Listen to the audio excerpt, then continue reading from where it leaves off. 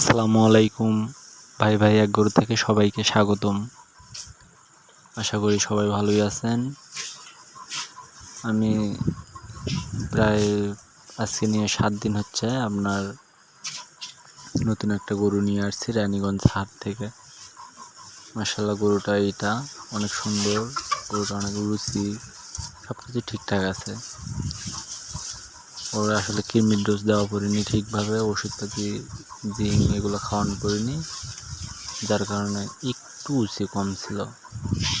মানে এই গরুর থেকে ওই গরুটার একটু হলেও রুচিটা কম ছিল। জিঙ্ক সিরাপ খাওয়ানোর পর লিভার টনিক কৃমির ডোজ এগুলো কমপ্লিট করার পর যাই গরুটা আমার এখন সুস্থ, অনেক ভালো আছে।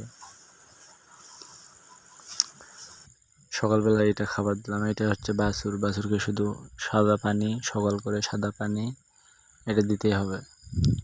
একটা অভ্যাস সাদা পানি খাওয়ার। আপনারা সবাই সাদা পানি খাওয়ানোর চেষ্টা করবেন। এইটা আমার হচ্ছে যে রুমের ভেতর যে গরুটা দেখলেন